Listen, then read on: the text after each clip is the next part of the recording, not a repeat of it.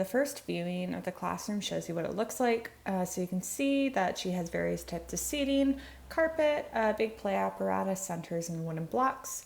On each table, she also has different learning centers for the students.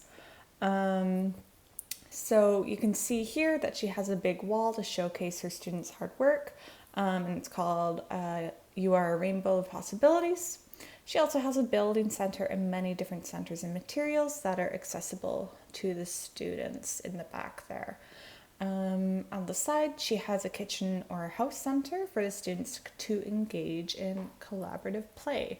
So there's lots of materials that they can use, and again, they're accessible for the children's height. So when walking into the room, you can see that it is a big open space with a large carpet area. She has a great system here for knowing which students take the bus and which students get picked up. It's a perfect and safe way to know how your students are getting home at the end of the day. I might use it, might steal that idea. She also has a centers chart where the students can sign up for whichever center they want. And she also has visuals to show how to act both in the classroom and in the hallways. And by using visuals, it helps students understand how they should behave. Here, these are lights to indicate when students are using the washrooms. This is a great idea to have in the classroom. And the bins below is for when she receives her classroom iPads. Having the iPads is a great resource for educational apps and research opportunities. Here she is showing the calendar that she completes every morning. The calendar has lots of math and English language arts components to it. It helps the students with their oral language, reading, number recognition, and counting skills. And the morning meeting is also tied into her calendar routine.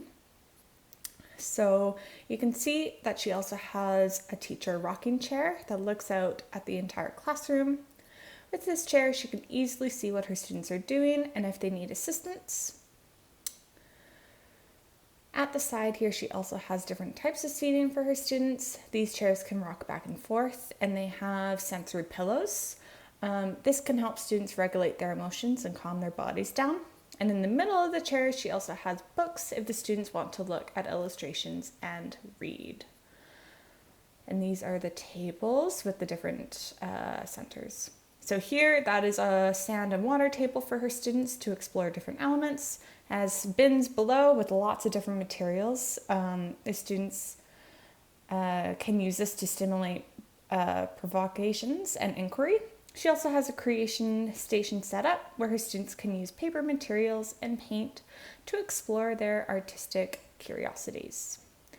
This wall was created to display children's artwork and lesson activities for the whole class to see. And by displaying her students' work, it allows children to look at what their peers created. It lets them ask questions and feel proud of what they accomplished.